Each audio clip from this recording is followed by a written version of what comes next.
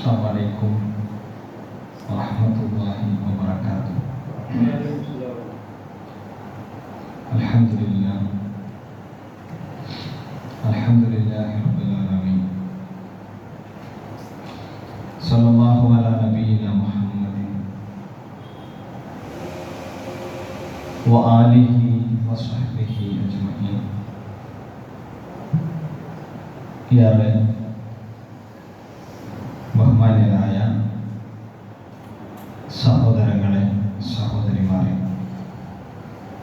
രക്ഷിതാക്കളെ, വിദ്യാർത്ഥി സുഹൃത്തുക്കളെ,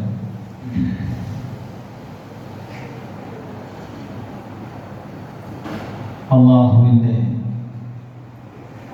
വിധിവിലക്കുകൾ സൂക്ഷിച്ച് പരമാവധി ഭക്തരായി ജീവിക്കാൻ നാഥൻ നമുക്കെല്ലാവർക്കും നല്ല തൗഫീഖിനെ പ്രദാനം ചെയ്ത് അനുഗ്രഹിക്കട്ടെ എന്ന് പ്രാർത്ഥിക്കാം. നമ്മൾ ഇന്ന്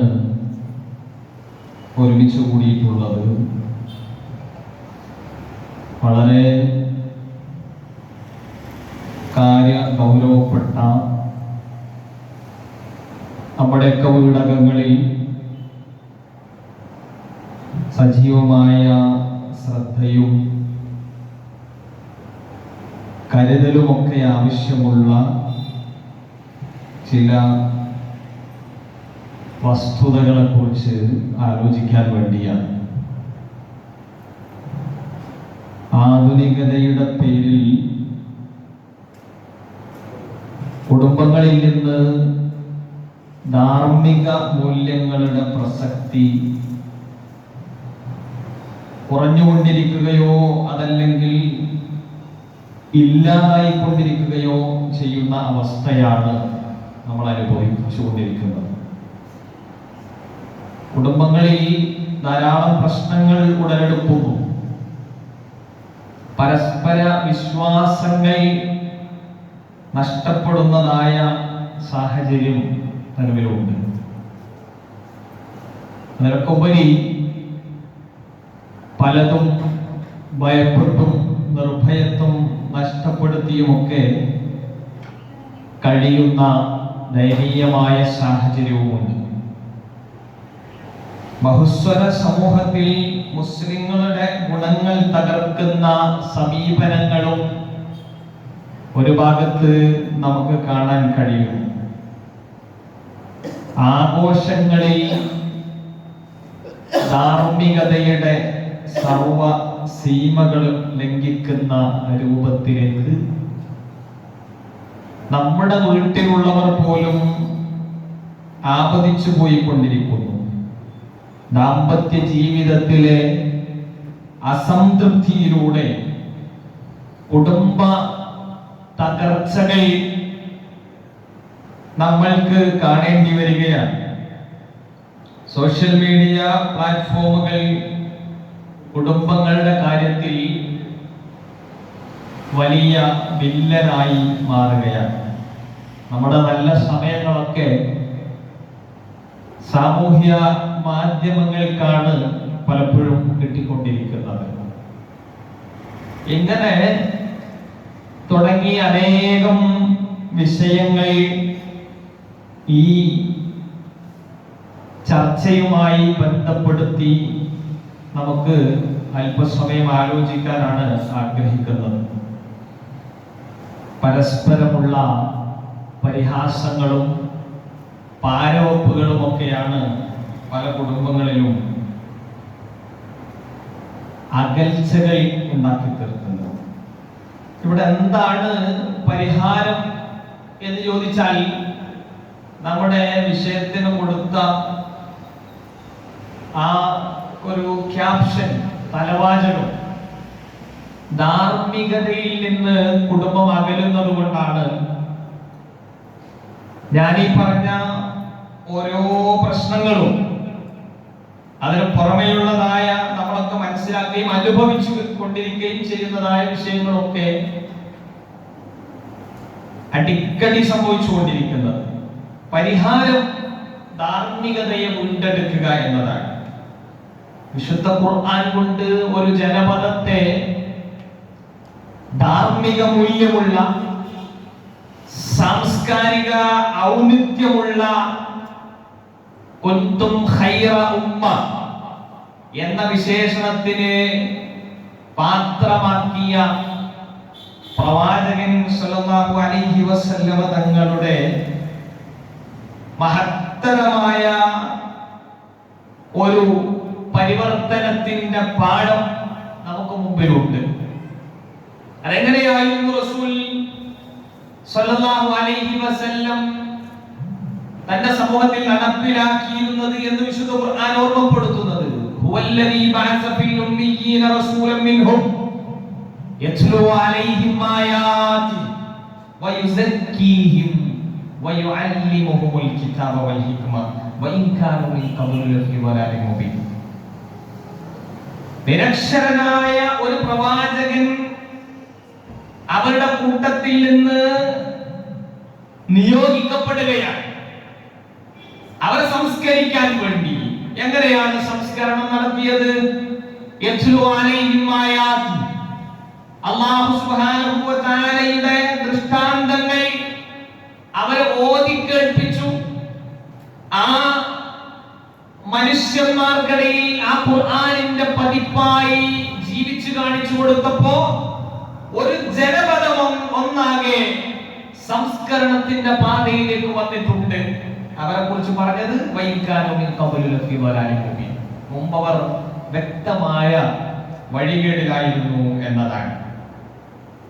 ഇസ്ലാമിക ശരീഅത്ത് നമ്മൾ മനസ്സിലാക്കുമ്പോൾ ആ ഇസ്ലാമിക ശരീഅത്ത് വിശുദ്ധ ഖുർആനും അതുപോലെ തന്നെ ആ ഖുർആനിനെ ജീവിച്ച് കാണിച്ച പ്രവാചകൻ സല്ലല്ലാഹു അലൈഹി വസല്ലം തങ്ങളുടെ ചര്യകളും ഒക്കെ അടങ്ങുന്ന ഈ ശരീഅത്ത് നിയമമായി എന്തൊക്കെ മനുഷ്യനോട് അനുശാസിച്ചിട്ടുണ്ടോ ആ മുഴുവൻ കാര്യങ്ങളും മനുഷ്യ മനസ്സിന്റെ അന്തർദാഹത്തെ തീർക്കുന്നതും അതിനെ തൃപ്തിപ്പെടുത്തുന്നതുമാണ്. ഒരു സംശയ കാര്യത്തിലില്ല. എന്തെങ്കിലും കാര്യം മതത്തിന് വിലക്ക് ഏർപ്പെടുത്തിയിട്ടുണ്ടെങ്കിൽ അത് മനുഷ്യൻ ചെയ്താൽ ഋണാത്മകമായി അഥവാ നെഗറ്റീവായി ബാധിക്കുന്നതായിരിക്കും. അതുകൊണ്ടായിരിക്കും അത് വിലക്കിയിട്ടുണ്ടാവുക.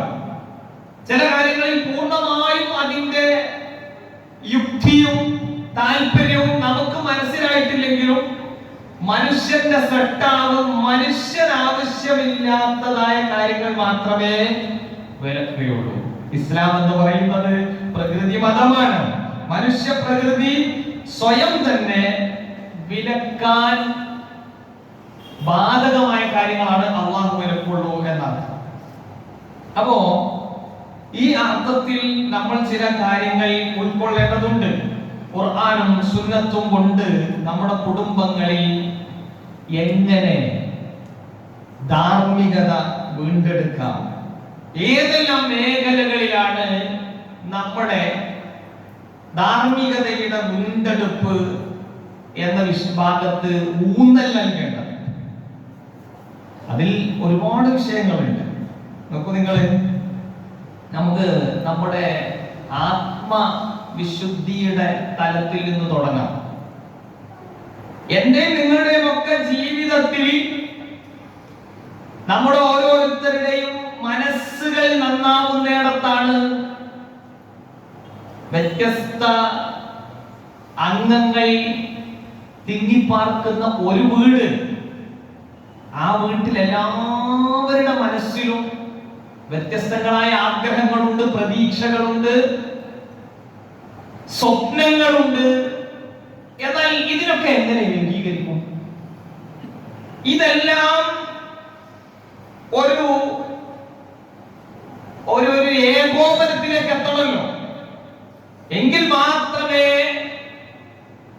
നമുക്ക് ആ കാര്യങ്ങളെ ധാർമ്മികതയിൽ ഊന്നിയ രൂപത്തിലേക്ക് കൊണ്ടുപോകാൻ കഴിയുള്ളൂ. അല്ലെങ്കിൽ വ്യത്യസ്തങ്ങളായ അഭിപ്രായങ്ങളായിരിക്കും. ഇന്ന് നമ്മൾ അനുഭവിക്കുന്ന ഏറ്റവും വലിയ ഒരു പ്രതിസന്ധി സ്വാതന്ത്ര്യമാണ്. സർവതന്ത്ര സ്വതന്ത്രത്തിന്റെ പേരിൽ യുവാക്കളും യുവതികളും ഒക്കെ തങ്ങൾക്ക് വേണ്ട വിധത്തിൽ ആവശ്യമായ രൂപത്തിൽ എന്തും ചെയ്യാൻ ലൈസൻസ് കിട്ടി എന്ന അർത്ഥത്തിലാണ് സമൂഹത്തിൽ വിളയാടിക്കൊണ്ടിരിക്കുന്നത്.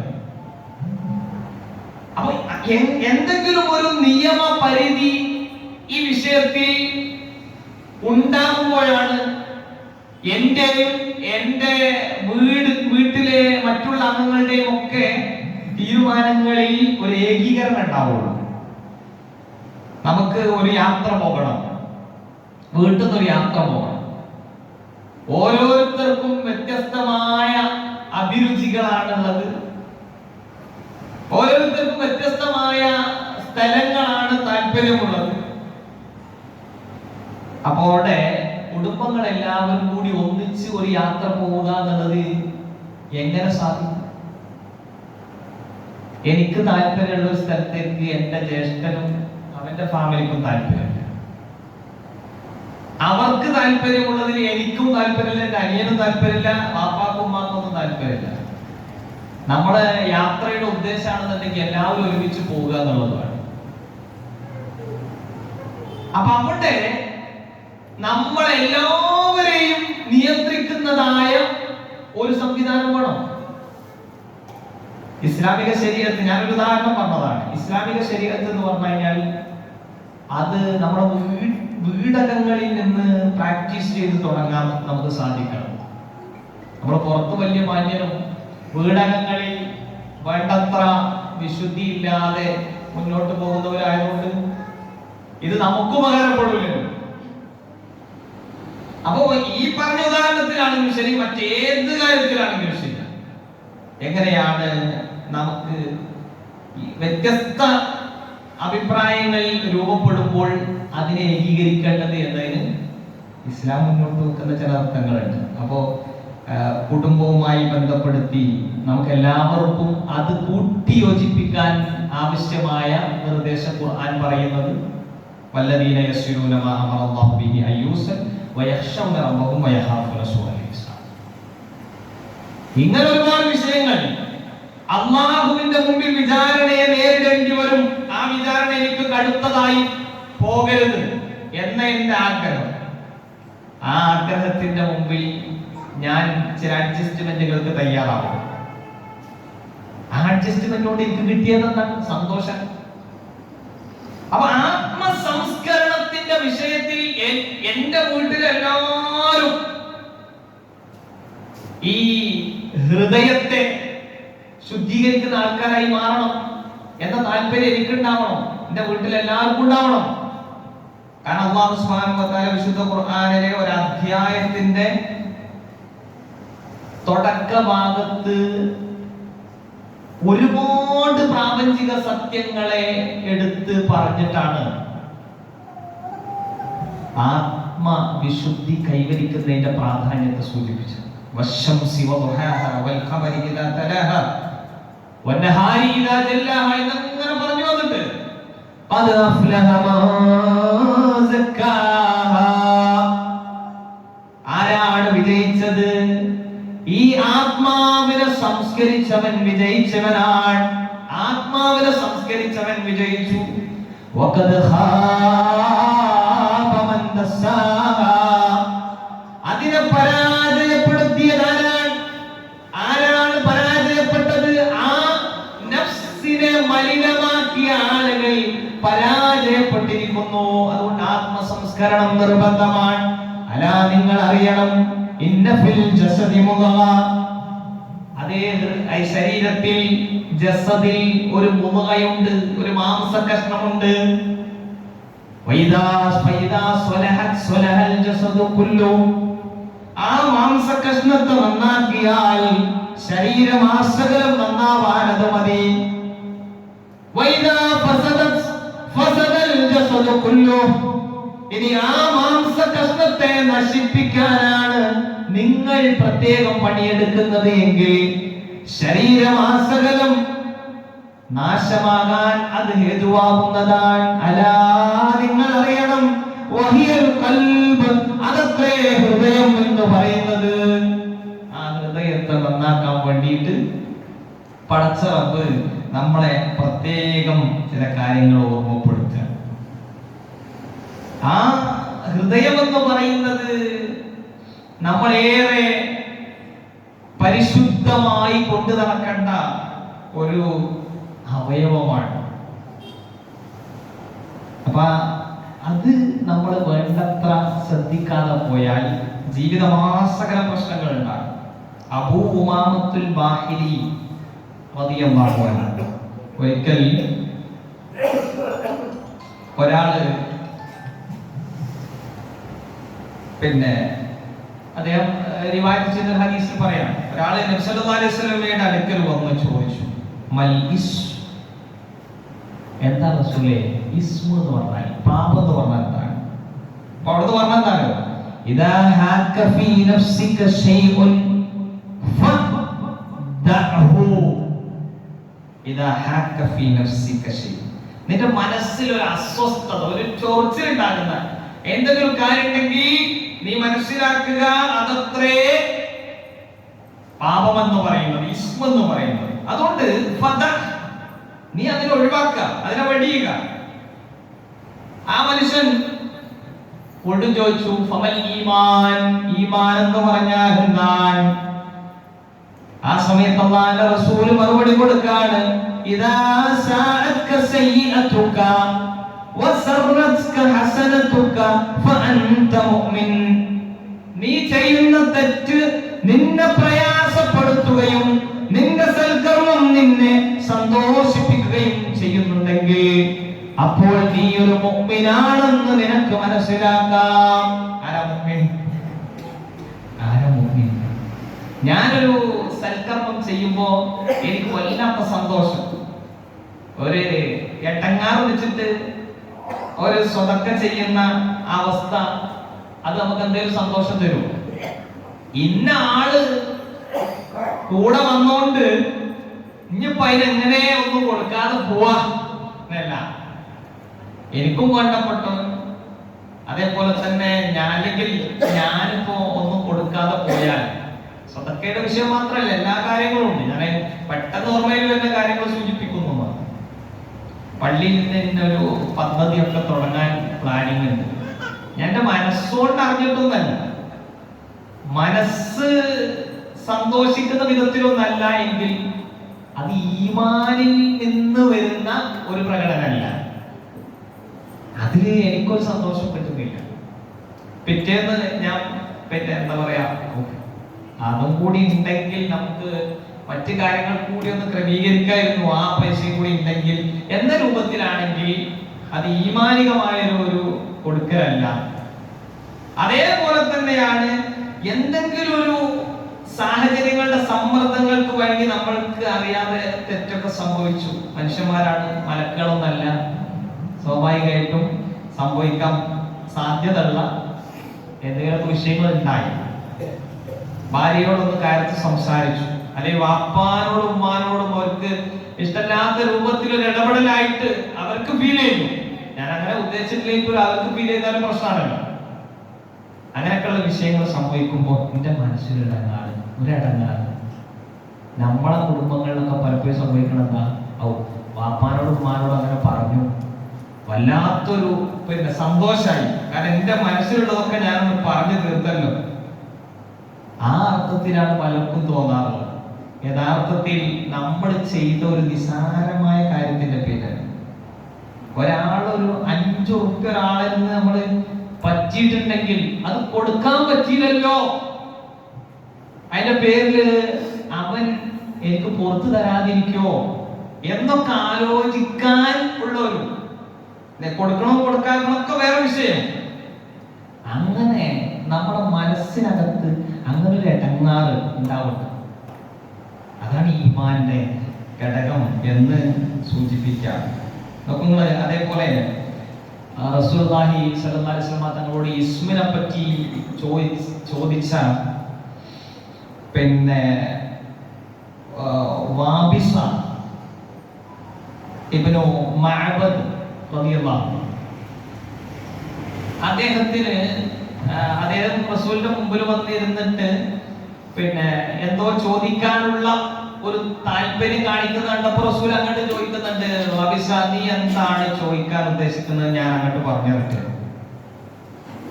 അപ്പോ ആയിക്കോട്ടെ റസൂലെ എന്ന് പറഞ്ഞപ്പോ റസൂൽ പറഞ്ഞു, ഇസ്മിനെ കുറിച്ചല്ലേ എനിക്ക് അറിയേണ്ടത്.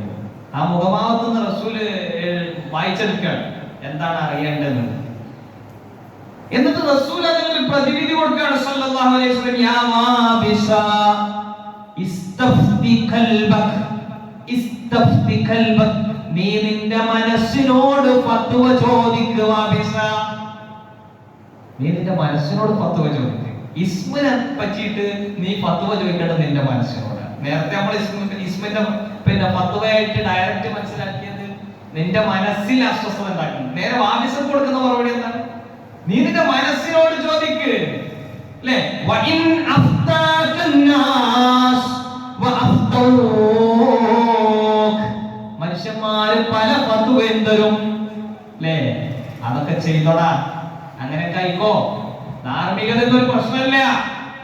ഇപ്പൊ നടക്കേണ്ട കാര്യം ഇപ്പൊ നടക്കണ്ടേ, അതൊക്കെ മനുഷ്യന്മാര് ഫത്വ തരും. എന്തിലൊക്കെ കണക്ട് ചെയ്യാന്നൊക്കെയുള്ളത് നമ്മൾ ആലോചിക്കാതെ നമുക്ക് ബുദ്ധി ഉണ്ടല്ലോ. എന്റെ വീട്ടിലൊരു കല്യാണം നടക്കുമ്പോഴാണ്, എന്റെ ബാക്കി ഞാനൊരു കാർ വാങ്ങുമ്പോഴാണ്, അതായിക്കോട്ടെ ഒരു ബിസിനസ് തുടങ്ങുമ്പോഴാണ്, എന്തൊക്കെ ആണെങ്കിലും ശരി, മക്കള് പിന്നെ ഒരു സ്ഥാപനത്തില് ഒരു കോഴ്സിന് ചേർത്തുമ്പോഴാണ്. എന്നോട് പറഞ്ഞെന്താ അറിയോ, ഞാൻ എന്നോട് പറഞ്ഞതായിട്ട് മനസ്സിലാക്കേണ്ടത് വാബിസക്ക് കൊടുത്ത റീപ്ലൈ, ഇസ്തഫ്തി ഖൽബക്, നീ നിന്റെ മനസ്സിനോട്, ഈ കൽബിനോട് നീ ചോദിക്കണം എന്നുള്ളതാണ്. നീ നിന്റെ കൽബിനോട് ചോദിക്കണം. പ്രിയപ്പെട്ടവരെ, അങ്ങനെ നമ്മൾ ഓരോരുത്തരും നമ്മുടെ മനസ്സിനോട് ചോദിക്കാൻ ഒരുങ്ങി ഓരോ പണികളും ചെയ്യുമ്പോൾ ആ രൂപത്തിൽ മുന്നോട്ട് നീങ്ങുകയാണെങ്കിൽ ഉറപ്പായിട്ടും നമ്മൾ ചെയ്യുന്ന പലതിനെയും തെറ്റുകൾ നമുക്ക് വെളിപ്പെടും. തെറ്റുകൾ പരമാവധി കുറക്കാൻ കഴിയും. തെറ്റുകൾ പരമാവധി കുറക്കാൻ കഴിയും. നമ്മൾ ഓരോ തെറ്റും ഇങ്ങനെ ചെയ്യുമ്പോ ഹൃദയത്തിൽ ഒരു കറുത്ത പുള്ളി ഇങ്ങനെ വന്ന് വീഴാൻ. ഇന്നൽ മുഅ്മിന ഇദാ അദ്നബ ദൻബൻ കാനത് നുക്ത സൗദാ, കറുത്ത പുള്ളി ഇങ്ങനെ വീഴും ഫി ഖൽബിഹി, ഹൃദയത്തിൽ. ഫഇൻ താബ വനസഅ വസ്തഗ്ഫറ സുഖില മിൻഹാ, തൗബത്ത് നടത്തി റെഡിയാവാണെന്നുണ്ടെങ്കിൽ അതിങ്ങനെ തിളങ്ങും. ആ ഒഴിവായിട്ട് അതിങ്ങനെ തിളങ്ങും, ആ പുള്ളിയൊക്കെ പോകും. നമ്മൾ തെറ്റിൽ തന്നെ നിൽക്കുകയാണെങ്കിൽ, നമ്മൾ തെറ്റിൽ തന്നെ കഴിച്ചു കൂട്ടുകയാണെങ്കിൽ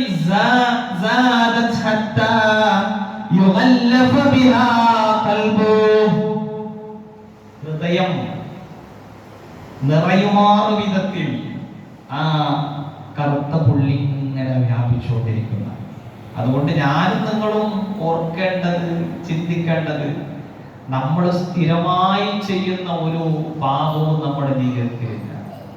നമ്മുടെ വീട്ടുകാരോട് നമ്മൾ എപ്പോഴെങ്കിലുമൊക്കെ എന്തെങ്കിലുമൊക്കെ പ്രശ്നങ്ങളൊക്കെ ഉണ്ടായിട്ടുണ്ടെങ്കിൽ അത് പ്രശ്നം പറ്റിന്റെ പേരിൽ തന്നെ നമുക്ക് ഇടങ്ങാറുണ്ടാവും. അവിടെ ഈമാനുള്ളവനായിട്ട് നമുക്ക് മാറാൻ പറ്റുള്ളൂ. അല്ല, ഞാൻ ആ പ്രശ്നത്തിൽ തന്നെ 15 ചില ആൾക്കാരൊക്കെ പറയണ 15 കൊല്ലായിട്ട് ഞാൻ എന്തായാലും ഓളോടും ഉണ്ടാൻ പോക്കില്ല. 10 വർഷമായി ഞങ്ങൾ തമ്മിൽ പിരിഞ്ഞു നിൽക്കുന്നത്. അതൊക്കെ വലിയ അഭിമാനമായിട്ട് കൊണ്ടുനടക്കുക പലരും. നിങ്ങൾ ആലോചിച്ച് നോക്കൂ, എന്ത് തന്നെ ചെയ്താലും പിന്നെ അതിന്റെ ഉള്ളിലേക്ക് കേറുന്നില്ല. കാരണം എന്താ? ഇത് അധികരിപ്പിച്ചുകൊണ്ടിരിക്കുകയാണ്. ഈ പാപം ഇങ്ങനെ അധികരിപ്പിച്ചുകൊണ്ടിരിക്കുകയാണ്. വിശ്വാസിയെ സംബന്ധിച്ചിടത്തോളം പാപങ്ങൾ ഉണ്ടാവുമോ എന്ന് ചോദിച്ചാൽ ഉണ്ടാവാം. നമ്മൾ ആരും അസൂമിങ്ങളൊന്നല്ല, ഉണ്ടാവാം.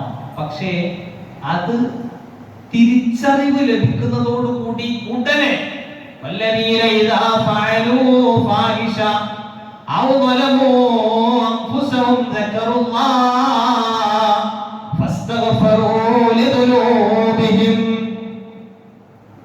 പാപങ്ങൾ ചെയ്യും, ഫാഹിഷത്തൊക്കെ ചിലപ്പോൾ സംഭവിക്കും. അങ്ങനെ സംഭവിച്ചാൽ ഉടനെ അല്ലാഹുവിനെ ഓർമ്മ വന്നു, ഉടനെ ഇസ്തിഗ്ഫാർ നടത്തി. അതുകൊണ്ട് നമ്മളെ സംബന്ധിച്ചിടത്തോളം നമ്മൾ ചെറിയ പാപങ്ങളെ പോലും ഗൗരവത്തിൽ കാണും. ആയിഷ റളിയല്ലാഹു അൻഹയോട് അല്ലാഹുവിന്റെ റസൂൽ പറഞ്ഞു കൊടുത്തത്, യാ ആയിഷ, അല്ലയോ ആയിഷ, ഇയ്യാക വമുഹക്കിറാത്തി ദുനൂബ്, ചെറുപാപങ്ങളെ സൂക്ഷിക്കണം കേട്ടോ ആയിഷ എന്നാണ് അല്ലാഹുവിന്റെ റസൂൽ സ്വല്ലല്ലാഹു അലൈഹി വസല്ലം പറഞ്ഞത്. അതുകൊണ്ട് നമ്മൾക്ക് മനസ്സിലാകണം, ഹൃദയങ്ങൾ പ്രധാനമായും 4 തരത്തിലുണ്ട് എന്നാണ് റസൂലുള്ളാഹി സ്വല്ലല്ലാഹു അലൈഹി വസല്ലം പറഞ്ഞത്. ഞാൻ അതിന്റെ വിശദമായി അങ്ങനെ പറഞ്ഞു പോവല്ല, ചില സൂചനകൾ മാത്രം. 4 തരം ഹൃദയങ്ങൾ. ഒന്ന് അൽ ഖുലൂബു അർബഅത്തുൻ, ഖൽബുൻ അജ്റദ്. ഖൽബുൻ അജ്റദ് അഥവാ നിഷ്കളങ്കമായ ഹൃദയമാണ്. ഫീഹി മിസ്ലു സിറാജി യുസ്ഹിറു, വിളക്ക് പോലെ പ്രകാശിക്കുന്നതായ ഹൃദയത്തെ പറ്റിയിട്ട് പറയാൻ. അത് ആ ഹൃദയം ആരുടെ ഹൃദയമാണ്? അൽ ഖൽബുൽ മുഅ്മിൻ, മുഅ്മിനിന്റെ ഹൃദയമാണ്.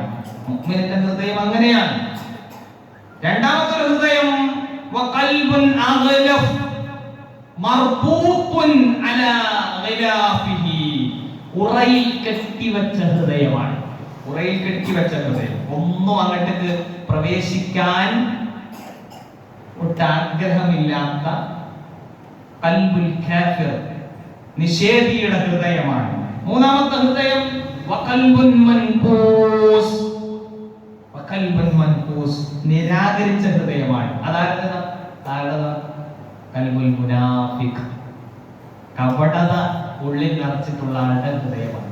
കാരണം അറിയാം, വിഷയം അറിയാം, വേണ്ട വൈവായി പോയിക്കോ, ഇങ്ങോട്ട് നിൽക്കുമ്പോ അക്കരെ നിൽക്കുമ്പോൾ ഇക്കരെ പച്ച എന്ന് ഉള്ള ആ ഒരവസ്ഥയാണ് അവർക്കുള്ളത്. നാലാമത്തെ ഹൃദയം ഖൽബുൻ മുസ്ഫഹുൻ, രണ്ടും ഇങ്ങനെ കനം കുറഞ്ഞ രൂപത്തിലുള്ള ഹൃദയം. അതിൽ ഈമാനുണ്ട്, അതിൽ നിഫാഖുണ്ട്. അപ്പൊ അതിനെ ഇങ്ങനെ വിശേഷിപ്പിക്കുന്ന സമയത്ത് ചില വിശദീകരണങ്ങൾ കൂടി ഈ ഹദീസിന്റെ ഒക്കെ ഭാഗത്ത് നമുക്ക് കാണാൻ കഴിയും. നമ്മളെ സംബന്ധിച്ചിടത്തോളം ഖൽബുൻ മൻകൂസും ഖൽബുൻ അഗ്ലഫും അതുപോലെ തന്നെ ഖൽബുൻ മുസ്ഫഹും ഒന്നല്ല നമ്മൾ പ്രതീക്ഷിക്കുന്നത്, ഖൽബുൻ അജ്റദാക്കി തരണം പഠിച്ചു. അതാണ് ഇബ്രാഹിം അലൈഹിസ്സലാത്തു വസ്സലാം ഖൽബുൻ സലീമിന് വേണ്ടിയിട്ട് പ്രാർത്ഥിച്ചു. വലാ തുഹ്സിനി യൗമ യുബഅസൂൻ യൗമ ലാ യൻഫഉ മാലും വലാ ബനൂൻ ഇല്ലാ മൻ അത്തല്ലാഹ ബിഖൽബിൻ സലീം. ശുദ്ധമായ ഹൃദയത്തോടു കൂടി പടച്ചവരിലേക്ക് എത്തുന്ന ആൾക്കാരല്ലാതെ ആരും തന്നെ വിജയിക്കൂല. സമ്പത്തും സംവിധാനങ്ങളും സന്താനങ്ങളും ഉപകരിക്കാത്ത പടച്ചറബേ, അങ്ങനെയുള്ള ഒരു ദിവസത്തിൽ എന്നെ നീ വശമാക്കരുതേ എന്ന് പ്രാർത്ഥിച്ച ഇബ്രാഹിം അലൈഹിസ്സലാത്തു വസ്സലാമയിൽ നമുക്ക് കൃത്യമായ മാതൃക ഉൾക്കൊള്ളാൻ കഴിയേണ്ടതുണ്ട്. നബി സല്ലല്ലാഹു അലൈഹി വസല്ലമയോട് സഹാബികളിൽപ്പെട്ട ഒരാൾ ചോദിച്ചു, അയ്യുന്നാസി അഫ്ദൽ, നബിയെ ആരാണ് ഏറ്റവും നല്ല മനുഷ്യന്മാര്? ഖാല റസൂലുള്ളാഹി സ്വല്ലല്ലാഹു അലൈഹി വസല്ലം പറഞ്ഞു, കുല്ലു മഹ്മൂമിൽ ഖൽബ്, കുല്ലു മഹ്മൂമിൽ ഖൽബ്, വൃത്തിയുള്ള ഹൃദയമുള്ള എല്ലാ ആൾക്കാരും നല്ല മനുഷ്യന്മാരാണ്. സുദൂഖുൽ ലിസാൻ, സുദൂഖുൽ ലിസാൻ, സത്യസന്ധമായ നാവ്. അപ്പോ സ്വാഭാവികമായിട്ടും അദ്ദേഹം തിരിച്ചു ചോദിച്ചു, സുദൂഖുൽ ലിസാൻ നഅരിഫു, ഞങ്ങൾക്ക് മനസ്സിലായി റസൂലേ, സത്യസന്ധമായ നാവ് എന്താണെന്നുള്ളത് മനസ്സിലായി, നമുക്ക് മനസ്സിലായല്ലോ. ഫമാ മഹ്മൂമുൽ ഖൽബ്, എന്നാൽ എന്താണ് വൃത്തിയുള്ള ഹൃദയം എന്നുള്ളതുകൊണ്ട് എന്താണ് ഉദ്ദേശിച്ചത്? അപ്പൊ അവിടുന്ന് മറുപടി കൊടുത്തെന്താണ്? കാല, അതെന്താണ്? ഹുവൻ ഹുവത്തഖിയ്യു വന്നഖിയ്യു, അത് തഖ്വയുള്ള പരിശുദ്ധമായ, ലാ ഇസ്മ ഫീഹി, അതിനകത്തൊരു പാപമില്ല, വലാ ബഗയ ഫീഹി, അതിനകത്ത് വേറെ പകയും വിദ്വേഷങ്ങളൊന്നുമില്ല, വലാ ഗില്ല വലാ ഹസദ, അതിൽ പ്രത്യേകമായ കലാപങ്ങളില്ല, ഗില്ല് പകയില്ല, ഹസദ് അസൂയൊന്നുമില്ല. ഇങ്ങനെ ഒരു 5-6 കാര്യങ്ങളാണ്. ഇതാട്ടോ വൃത്തിയുള്ള ഹൃദയം, മഹ്മൂമുൽ ഖൽബ് എന്ന് പറഞ്ഞാൽ. ആ അർത്ഥത്തിൽ നമുക്ക് മുന്നോട്ട് പോകാൻ സാധിക്കേണ്ടതുണ്ട്. അപ്പൊ കാഫിറിന്റെ ഹൃദയത്തെ കുറിച്ച് ഒക്കെ ഉള്ള പ്രശ്നം എന്താണെന്ന് വെച്ച് കഴിഞ്ഞാൽ അത് ഖൽബുൻ അഗ്ലഫാണ്. ഖൽബുൻ അഗ്ലഫ്, ഉറയിൽ കെട്ടി വെച്ചിട്ടുള്ള ഹൃദയം, അതിലൊന്നും പ്രവേശിക്കൂല. അതാണ് സൂറത്തുൽ നൂറിലെ 40-ാമത്തെ ആയത്ത്.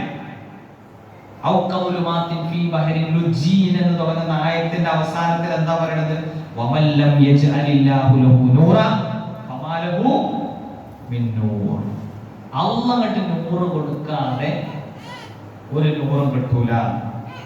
അപ്പൊ ആ അർത്ഥത്തിൽ നമുക്ക് നമ്മുടെ കൽബകങ്ങളെ പരിശുദ്ധമാക്കാൻ കഴിയണം. ധാർമ്മികതയുടെ ഏറ്റവും പ്രധാനപ്പെട്ട ഒരു പാഠമാണ് ഹൃദയവിശുദ്ധി എന്ന് പറയുന്നത്. അത് കൈവരിക്കാൻ സാധിക്കുമ്പോ നമ്മുടെ മക്കൾക്കിടയിൽ, ഭാര്യ ഭർത്താക്കന്മാർക്കിടയിൽ, മാതാപിതാക്കളും മക്കളും തമ്മിലുള്ള ബന്ധങ്ങളിൽ ഇങ്ങനെ തുടങ്ങി വീട്ടിൽ എന്തൊക്കെ ഉണ്ടോ, എന്തൊക്കെ തരത്തിലുള്ള ബന്ധങ്ങളുണ്ട്, ഈ ബന്ധങ്ങളൊക്കെ നന്നാവാൻ എല്ലാവരുടെയും മനസ്സ് ശരിയാവണം, ഹൃദയവിശുദ്ധി ഉണ്ടാകണം.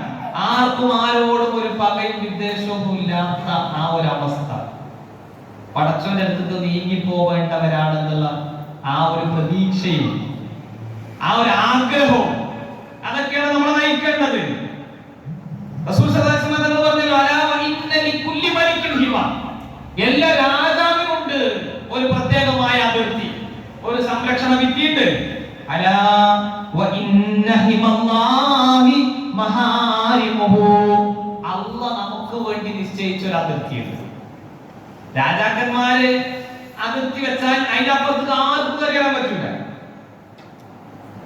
അല്ലാഹു വെച്ച രാജാവിരാജനായ മാലിക്കുൽ മുലൂക്കായ നാഥൻ നമുക്ക് വെച്ചിട്ടുള്ള ഒരു പ്രത്യേകമായിട്ടുള്ള ഹിമയുണ്ട്, ഒരു സംരക്ഷണ ഭിത്തിയുണ്ട്. അതെന്താ? മഹാരിമുഹു, അവൻ നിഷിദ്ധമാക്കിയ കാര്യങ്ങളാണ്.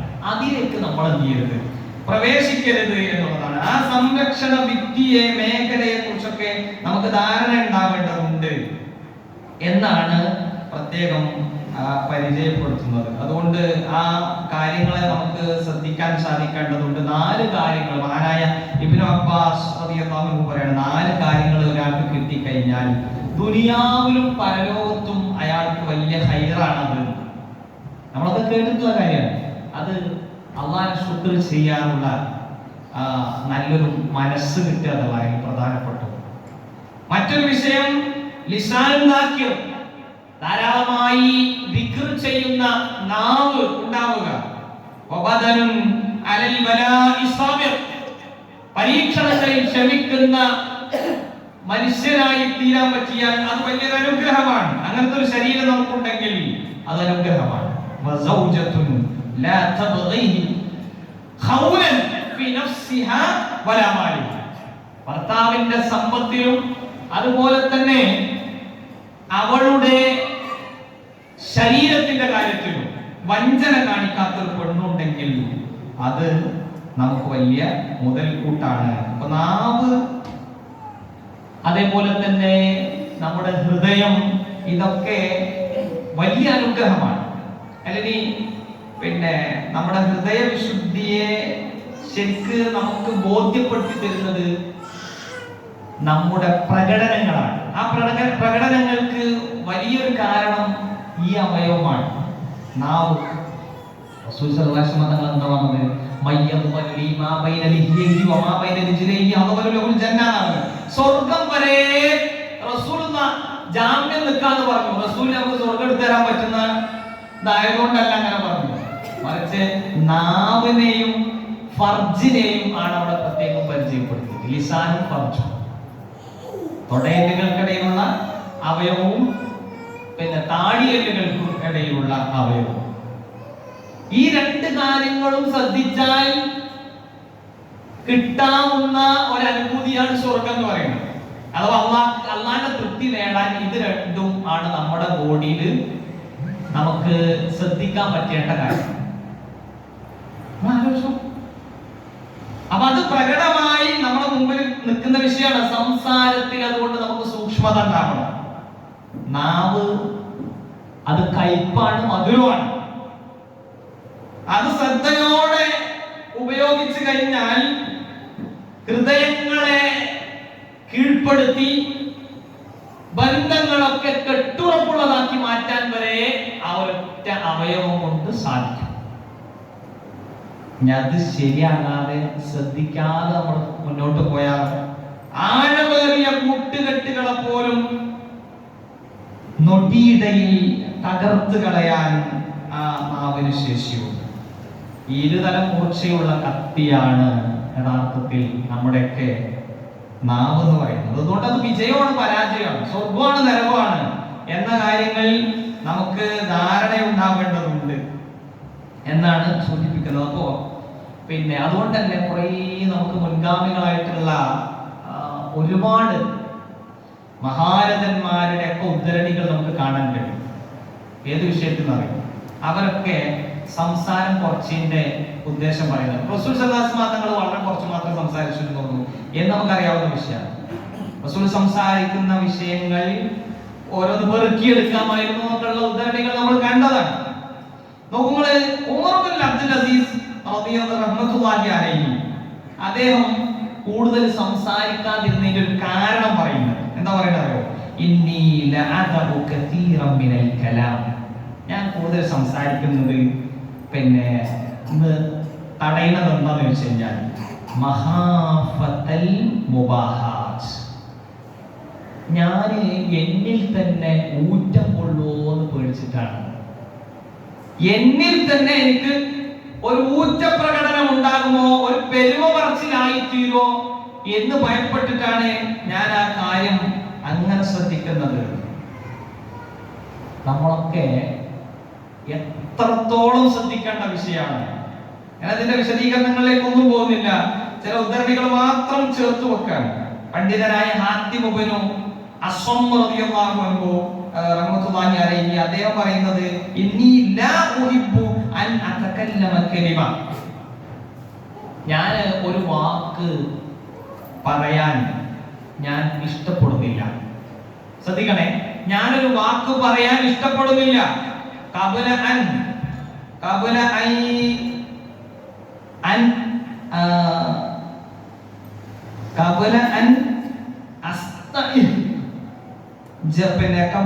അസ്തഇഹ ജവാബഹ ലില്ല, ഖബല അൻ അസ്തഇദ ജവാബഹ ലില്ല, അല്ലാഹുവിനോട് എന്താണ് ആ വിഷയത്തിൽ ഞാൻ മറുപടി പറയാ എന്നതിനെ കുറിച്ച് ഒരു എന്താ പറയാ തയ്യാറെടുപ്പ് നടത്തിയിട്ടല്ലാതെ ഞാൻ ആ കാര്യം പറയുന്നു. ഒരു വാക്ക് ഞാൻ പറയില്ല.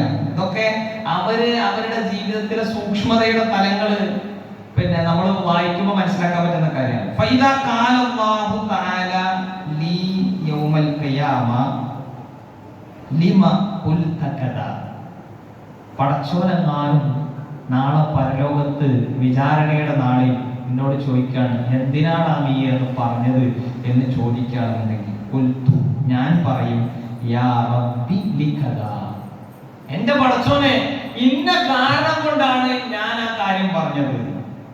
നമ്മളൊക്കെ അങ്ങനെ ശ്രദ്ധിക്കുകയാണെന്നുണ്ടെങ്കിൽ ഏതൊക്കെ കാര്യങ്ങളിൽ നമ്മൾ വർത്താനം പറയുമ്പോൾ സൂക്ഷ്മത പാലിക്കേണ്ടതുണ്ട്. അപ്പൊ ഇതിൽ എക്സെപ്ഷനുള്ള കാര്യങ്ങളുണ്ട്. നമുക്ക് സമൂഹത്തിൽ വലിയ ഫിത്ന ഉണ്ടാക്കിക്കൊണ്ടിരിക്കുന്ന ഒരു പുരോഹിതൻ, ആ പുരോഹിതന്റെ സംസാരങ്ങളും അതുപോലെ തന്നെ അദ്ദേഹത്തിന്റെ കോട്ടിമാട്ടലുകളും ഒക്കെ സമൂഹം അറിയാതിരുന്നാൽ ഒരുപക്ഷെ അവർ ശിർക്കിലേക്ക് പോകും, വിദഗ്ധകൾ ചെയ്യേണ്ടി വരും എന്ന സാഹചര്യത്തിൽ നമുക്ക് അവിടെ അദ്ദേഹത്തിന്റെ പോരായ്മകളും അതുപോലെ തന്നെ അതിലെ പ്രാമാണികമായിട്ടുള്ള വിശദീകരണങ്ങളൊക്കെ കൊടുക്കുന്നത് ദൈവത്തിന്റെ പരിധിയിൽ വരുന്നതല്ല. അതേപോലെ തന്നെ വിവാഹാന്വേഷണവും ഒക്കെ ആയി ബന്ധപ്പെടുത്തിയും ഇമാം നവവി റഹ്മത്തുള്ളാഹി അലൈഹിയുടെ 6ഓളം പ്രത്യേക സന്ദർഭങ്ങൾ പറയുന്നുണ്ട്. ദൈവത്ത് അനുവദനീയമാകുന്ന 6ഓളം പ്രത്യേക സന്ദർഭങ്ങൾ, അത് ഖുർആനിന്റെയും അതുപോലെ തന്നെ സ്വഹിഹായിട്ടുള്ള ഹദീസുകളുടെയും ഒക്കെ വെളിച്ചത്തിൽ തന്നെയാണ് ആ കാര്യങ്ങൾ പറയുന്നത്. നമ്മുടെ വിഷയവുമായി ഡയറക്റ്റ് ബന്ധമില്ലാത്തതുകൊണ്ട്, എന്നാൽ ഇത് പറയുമ്പോൾ നമ്മള് എന്താ പറയാ, ഈ സൂക്ഷ്മത ഏത് വരെയാണ് ബാധകം എന്ന് മനസ്സിലാക്കാൻ വേണ്ടി മാത്രം സൂചിപ്പിച്ചതാണ്. അതുകൊണ്ട് മഹാനായ ഹസനുൽ ബസരി റഹ്മത്തുള്ളാഹി അലൈഹി പറഞ്ഞതുപോലെ ഒരു ബുദ്ധിമാന്റെ നാവ് എപ്പോഴും എവിടെയായിരിക്കും? മിൻ വറാഇ ഖൽബി, ഹൃദയത്തിന്റെ മേഖലയായിരിക്കും ഉണ്ടാവും. ഫൈദാ അറാദ അൻ യഖൂല യർജിഉ ഇലാ ഖൽബി, ഒരെന്തേലും പറയാൻ ഉദ്ദേശിക്കുമ്പോൾ എവിടേക്ക് മടങ്ങും? ഹൃദയത്തിലേക്ക് മടങ്ങും. ഹൃദയത്തോട് ചോദിക്കും, ഹൃദയം സമ്മതിച്ചാൽ പറയും, അല്ല എങ്കിൽ അത് നിർത്തും ചെയ്യും. എന്നാൽ ജാഹിലായ വിഡ്ഢിയായ മനുഷ്യന്റെ നാവ് പിന്നെ അയാളുടെ വാക്ക് എന്ന് പറയുന്നത് നാവിൻ തുമ്പത്തായിരിക്കും. ഒരിക്കലും ഹൃദയത്തിലേക്ക് മടങ്ങുന്ന അവസ്ഥ ഉണ്ടാവുകയില്ല. അതുകൊണ്ട് നമുക്ക് നമ്മുടെ പിന്നെ പ്രകടനങ്ങളിലൂടെ, നമ്മുടെ വാക്കുകളിലൂടെ ഒക്കെ നല്ലത് മാത്രമാണ് വരുന്നത് എന്ന് ഉറപ്പിക്കാൻ കഴിയേണ്ടതുണ്ട്. അതുകൊണ്ട് റസൂൽ എന്ത് പറഞ്ഞത്,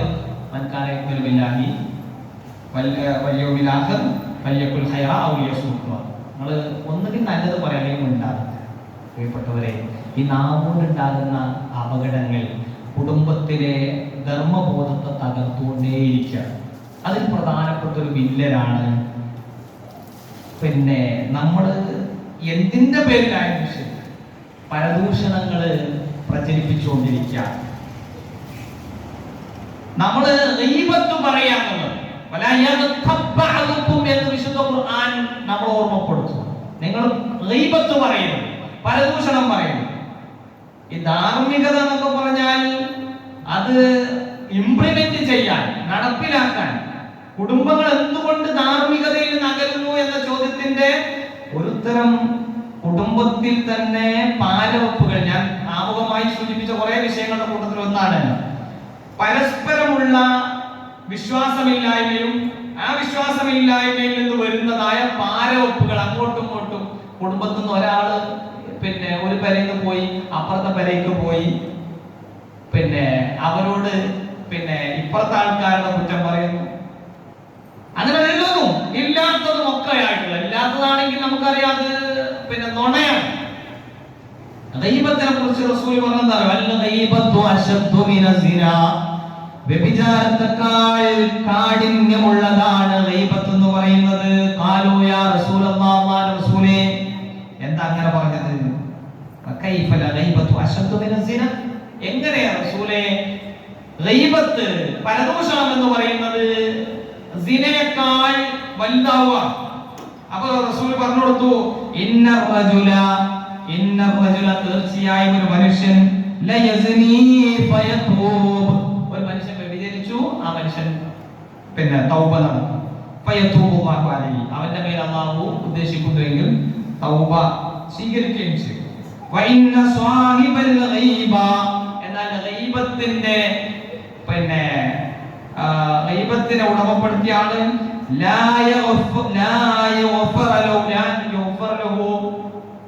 പശ്ചാത്തലം നടത്തുകയില്ല, അവന് പൊറുക്കലിനെ കിട്ടുകയില്ല.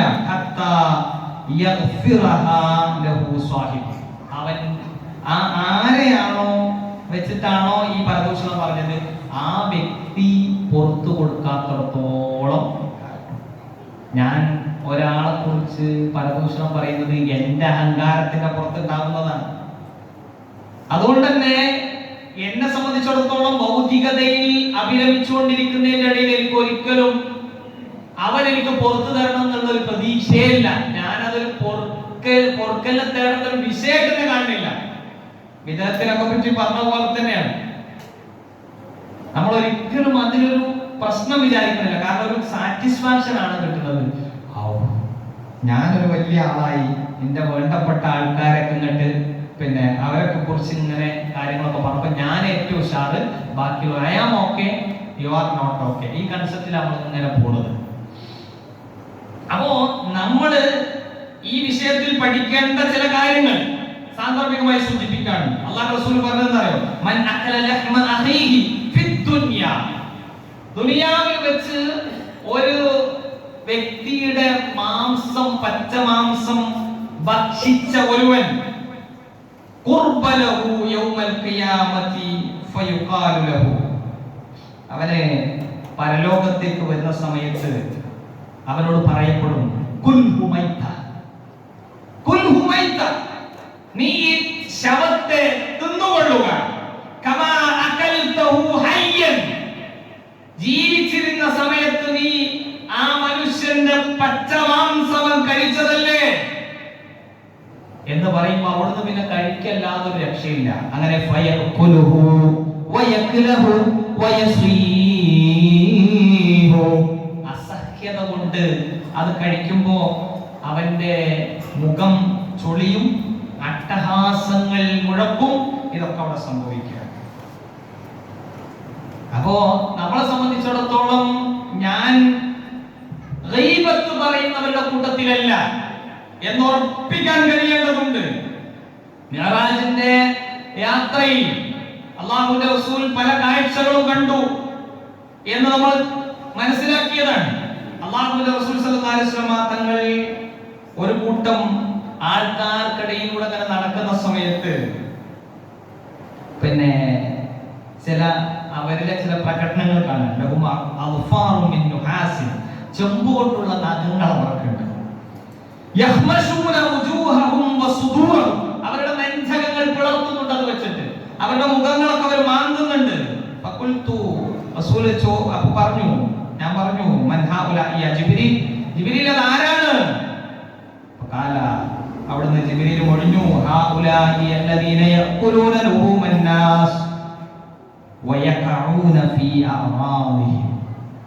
അവര്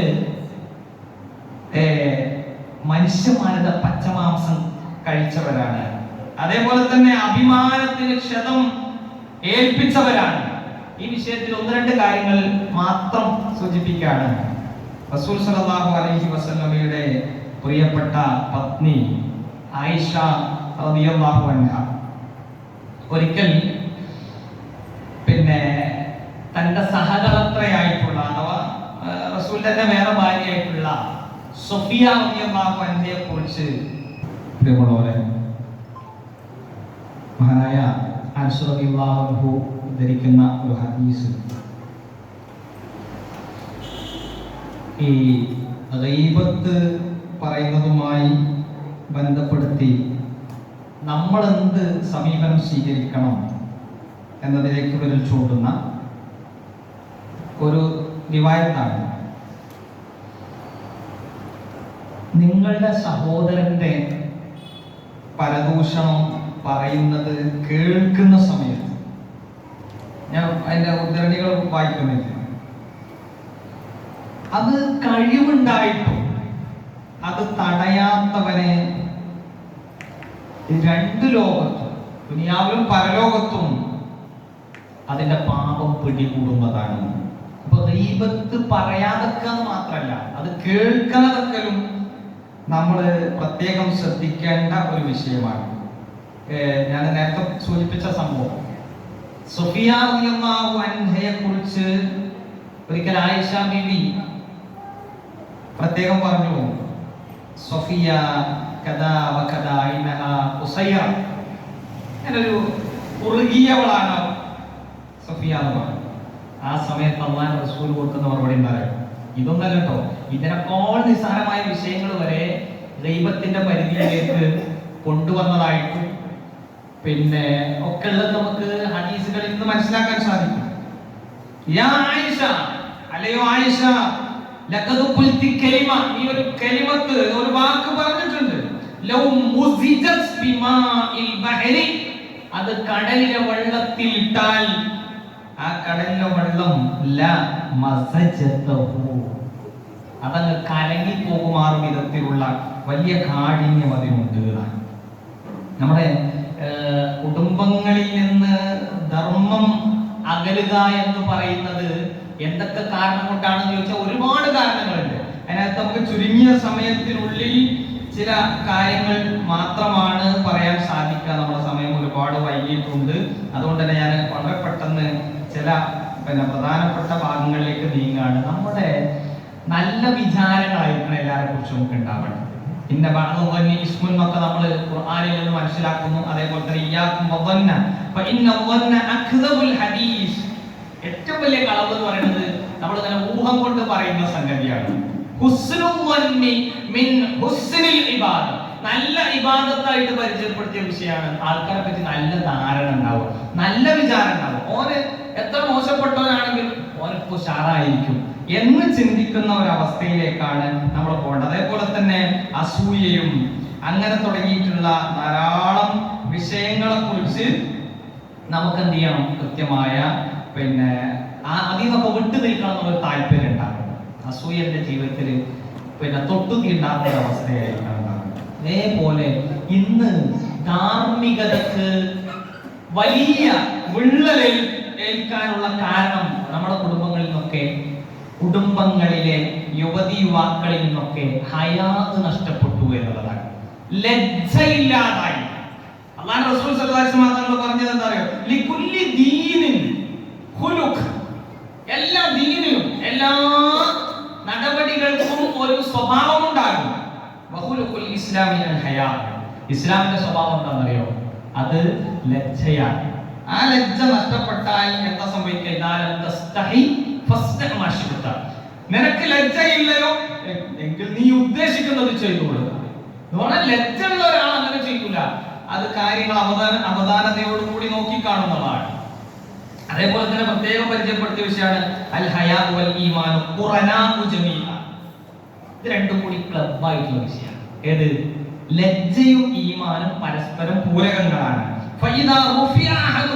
ഏതെങ്കിലും ഒന്ന് ഉയർത്തപ്പെട്ടാൽ, ഏതെങ്കിലും ഒന്ന് നമ്മളിൽ നഷ്ടമായാൽ മറ്റേതും നഷ്ടമാവും.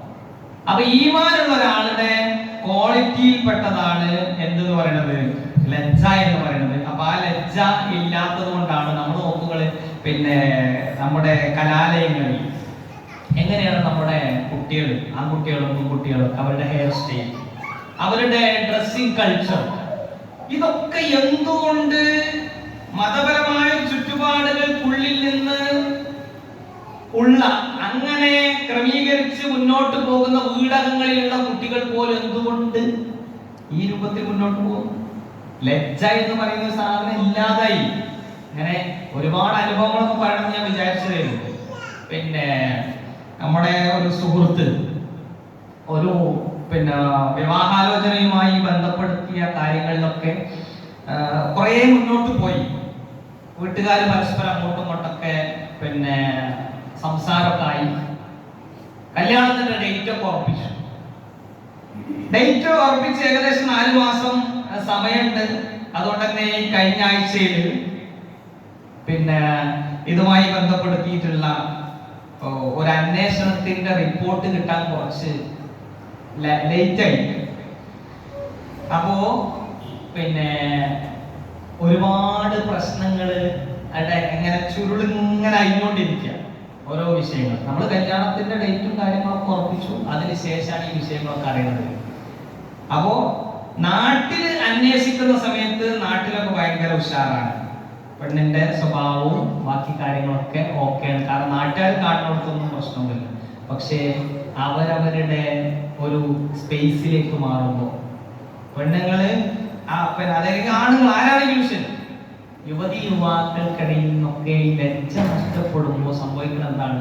എന്തോ നമ്മൾ അറിയുന്നത് വലിയ പ്രശ്നങ്ങളും ഗുരുതരമായ പ്രയാസങ്ങളൊക്കെ നമുക്ക് പറയാൻ പഠിക്കുന്നതായ വിഷയങ്ങളൊക്കെയാണ് അവരുടെ ജീവിതത്തിൽ നടന്നുകൊണ്ടിരിക്കുന്നത്. വീട്ടിൽ അതൊരു പ്രശ്നം. അപ്പൊ എന്താ പ്രശ്നം? ഞാൻ അതുകൊണ്ടാണ് ഇതിന്റെ ആമുഖം എന്ന നിലക്ക് കുറെ കാര്യങ്ങൾ സൂചിപ്പിച്ചു. നമ്മുടെ മാനസിക വിശുദ്ധി വളരെ പ്രധാനപ്പെട്ട. ഒരാളുടെ മനസ്സ് നന്നാവാതെ കുടുംബം ഒക്കെ ഉഷാറാണെങ്കിലും ശരി, ഓരോരുത്തർക്കും അങ്ങോട്ട് തോന്നണം. അങ്ങനെ തോന്നൽ ഉണ്ടായിക്കഴിഞ്ഞാൽ ഞാൻ പിന്നെ ഈ പറഞ്ഞതുപോലെയൊക്കെ മുന്നോട്ട് നീങ്ങും. എനിക്ക് പടച്ചവനിലാണ് പരിപൂർണമായ പ്രതീക്ഷയും പേടിയും ഉള്ളത്. എനിക്ക് പടച്ചവനിലാണ് പരിപൂർണമായ പ്രതീക്ഷയും പേടിയും ഉള്ളത് എന്ന ബോധമാണ് എന്നെ നയിക്കുന്നത് എങ്കിൽ എന്നെ എവിടെ കൊണ്ടുപോയിടാം. ഏത് പിന്നെ തെമ്മാടിത്തരത്തിന്റെ ഉള്ളിലാണെങ്കിലും ശരി, അവിടെ ഞാൻ എനിക്ക് സാധ്യമാകുന്ന, എനിക്ക് പറ്റാവുന്ന കാര്യങ്ങളിൽ മാത്രമേ ഞാൻ ഇടപെടുള്ളൂ. അപ്പൊ അതുകൊണ്ട് ലജ്ജ നഷ്ടപ്പെട്ടു എന്നുള്ളത് വലിയൊരു വിഷയമാണ്. 2-3 ഉദാഹരണങ്ങൾ പറയണമെന്ന് വിചാരിച്ചു. പക്ഷേ സമയത്തിന്റെ പിന്നെ ദൗർലഭ്യം കാരണം പിന്നെ ആ കാര്യങ്ങളിലേക്ക് നീങ്ങുന്നില്ല. ഈ ലജ്ജയുമായി ബന്ധപ്പെട്ട് നമ്മൾ മനസ്സിലാക്കുന്ന കുറേ കാര്യങ്ങൾ, പ്രത്യേകിച്ചും നമ്മൾക്ക് ധാരണ ഉണ്ടാവേണ്ടത്. ഇപ്പൊ കഴിഞ്ഞ ആഴ്ചയിലല്ല, അതിന്റെ മുമ്പത്തെ ആഴ്ചയിലെങ്ങാണ്ട് തോന്നുന്നു, ഒരു സ്കൂളിലേക്ക് ഒരാവശ്യത്തിന് വേണ്ടി ചെന്ന സമയത്ത് പിന്നെ അവിടുത്തെ പ്രിൻസിപ്പാള് ഒരു പിന്നെ ലേഡിയാണ്. അവരുടെ മുമ്പിൽ ഒരു പെൺകുട്ടിയും അവളുടെ ജ്യേഷ്ഠത്തിയും അവളുടെ ഉമ്മയും ഉണ്ട്. ഈ പെൺകുട്ടി പിന്നെ എല്ലാ ദിവസവും സ്കൂളിലേക്ക് വരുന്നുണ്ട്.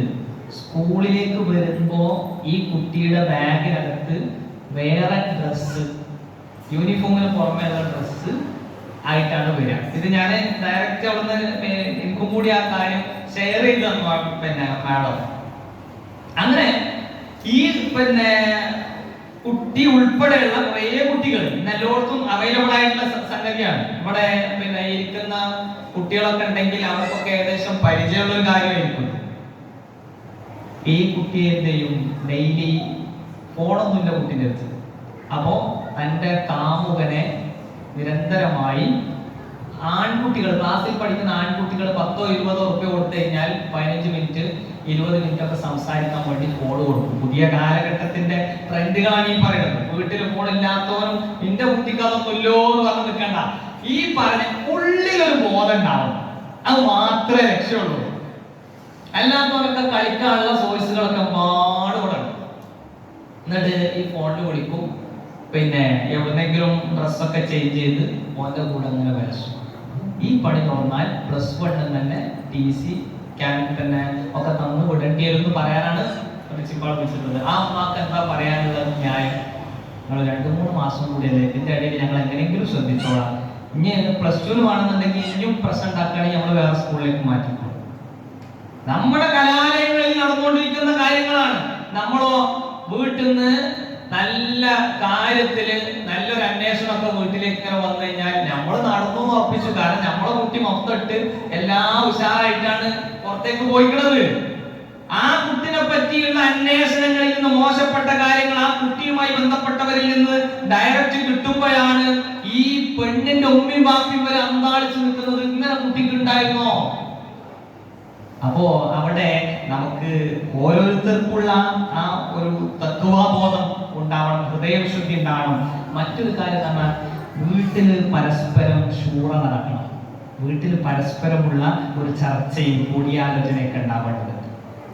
ഞാൻ ആ ഭാഗം പറയണില്ല, ശരിക്കും അതാണ് കൂടുതൽ ഫോക്കസ് ചെയ്യേണ്ടതെന്ന് എനിക്കറിയാം. എന്നിരുന്നാലും നമുക്ക് പിന്നീട് അവസരങ്ങളിൽ സൂചിപ്പിക്കാൻ കാര്യം വളരെ ഗൗരവമുള്ള മറ്റൊരു കാര്യം എന്താ പറയുക, നമ്മുടെ വീട്ടിലൊക്കെ എന്തെങ്കിലും പിന്നെ പ്രശ്നങ്ങൾ ഉണ്ടാകുമ്പോഴേക്ക് ആ പ്രശ്നങ്ങളെ മുഴുവനും ഭീതിയിലേക്ക് കൊണ്ടുപോകുന്ന, അതൊക്കെ ഒരു വിശ്വാസപരമായ പിന്നെ വിഷയങ്ങളിലേക്ക് ചേർത്തി ആ വിശ്വാസപരമായ വിഷയങ്ങളിൽ അള്ളാഹുവിലേക്ക് മാത്രം തവക്കുൽ ചെയ്യുന്നതിന് പകരം സകലമാന ഏടാകൂടങ്ങളിലേക്കും ചേർത്തി അതിനെ കണക്ട് ചെയ്യുന്ന ഒരു രീതി ഖുർആനും സുന്നത്തും നമ്മുടെ കുടുംബങ്ങളിൽ എങ്ങനെ ഈ ധാർമ്മികതയുടെ വീണ്ടെടുപ്പിന് കാരണമായി തീരണം എന്നതിന്റെ ഒരു പ്രധാനപ്പെട്ട മേഖല തന്നെയാണ്. നമ്മൾ നേരത്തെ പറഞ്ഞതിനൊക്കെ അപ്പുറം ഏറ്റവും ആധികാരികമായി വിശ്വാസ കാര്യങ്ങളിൽ നമ്മളെ സ്വാധീനിക്കേണ്ടതുണ്ട്. നമ്മുടെ വീടുകളിൽ നിന്ന് നിർഭയത്വം നഷ്ടപ്പെട്ടുകൊണ്ടിരിക്കുകയാണ്. പൗരോഹിത്യം വലിയ ത്യാഗങ്ങളാണ് നമ്മുടെ കുടുംബങ്ങളിലേക്ക് ഭയപ്പാടിനിട്ട് തരാൻ വേണ്ടിയിട്ട് ശ്രമിച്ചുകൊണ്ടിരിക്കുന്നത്. അപ്പൊ മനസ്സിലായോ?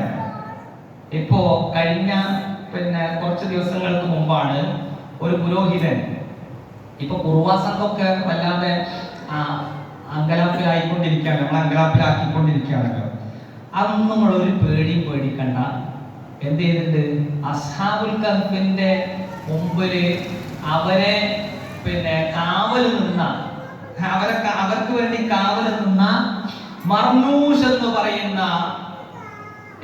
ജിന്നിനെ സേവിച്ചാൽ മതി. ബിസ്മില്ലാഹിർ റഹ്മാനിർ റഹീം മർനൂഷ് എന്ന് എഴുതി കഴിഞ്ഞാൽ, വീടിന്റെ മുമ്പിൽ എഴുതി കഴിഞ്ഞാൽ എല്ലാം തീരുമാനമായി. എവിടേക്കാ സമൂഹത്തിനെ കൊണ്ടുപോകുന്നത്?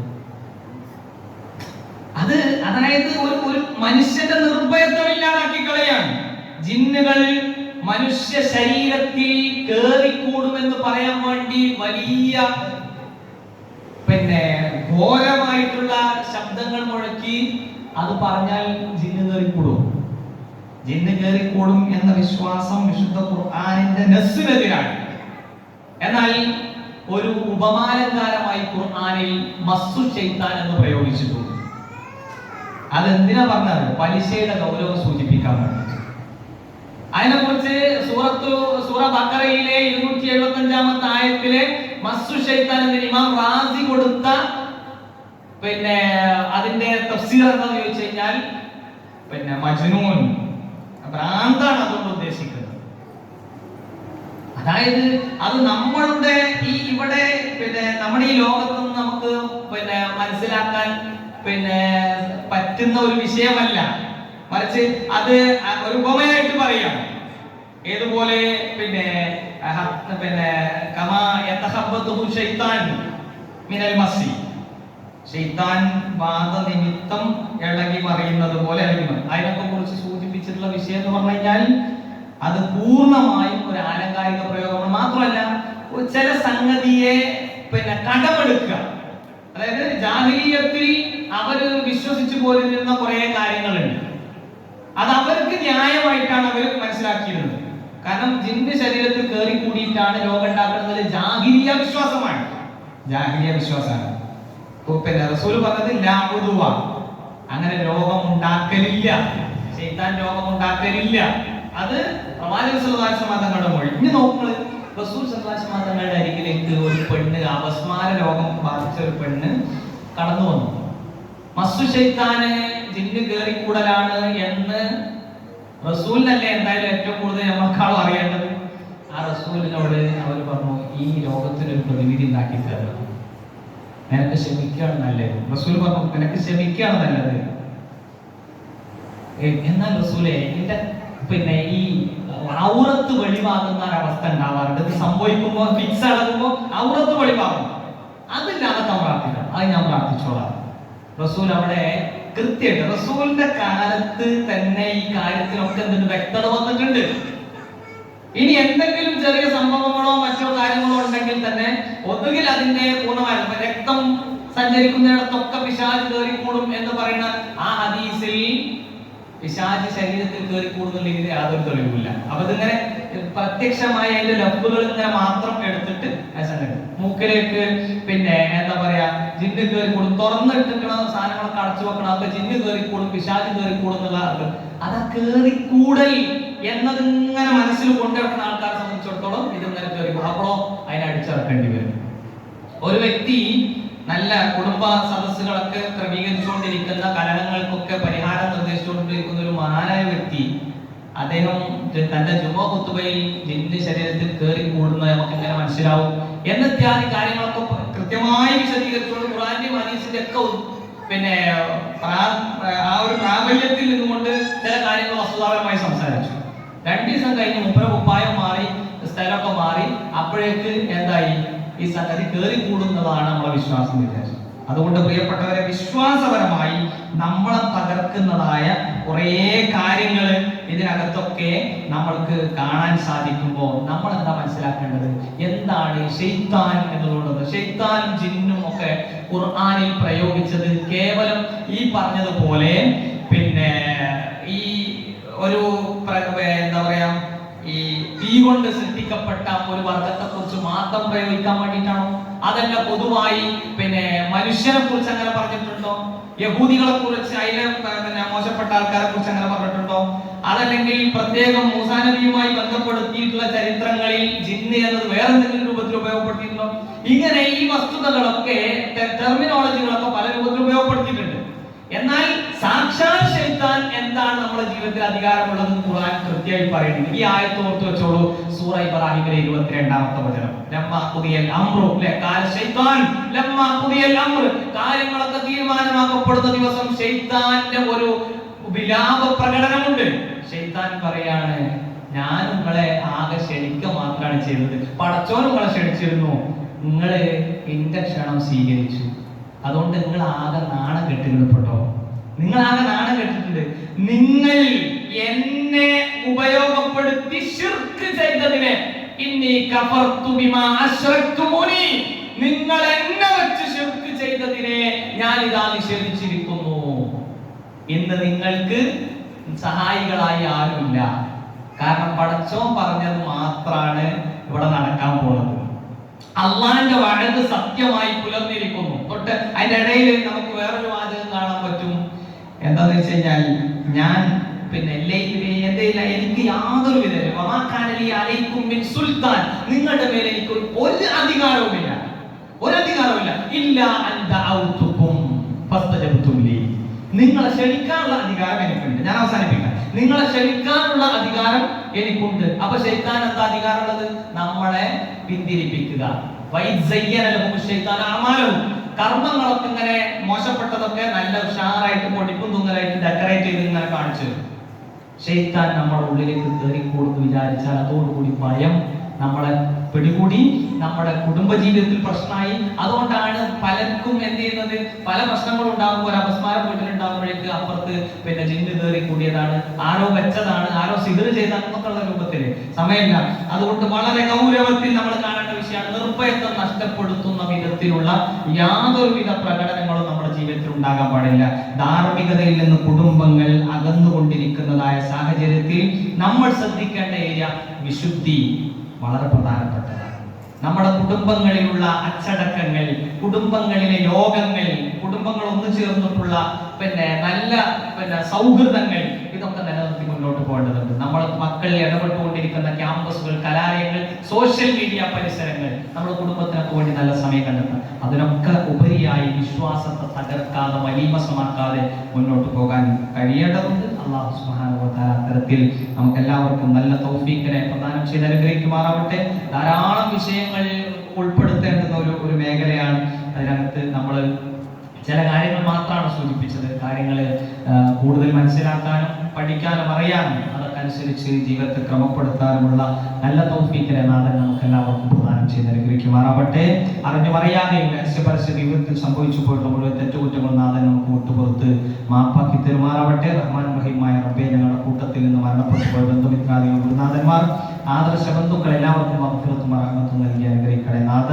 റബ്ബനാ ആതിനാ ഫിദ് ദുനിയാ ഹസനത വഫിൽ ആഖിറതി ഹസനത വഖിനാ അദാബന്നാർ. സുബ്ഹാനക അല്ലാഹുമ്മ വബിഹംദിക അശ്ഹദു അൻ ലാ ഇലാഹ ഇല്ലാ അൻത അസ്തഗ്ഫിറുക വഅതൂബു ഇലൈക്. അസ്സലാമു അലൈക്കും വറഹ്മത്തുള്ളാഹി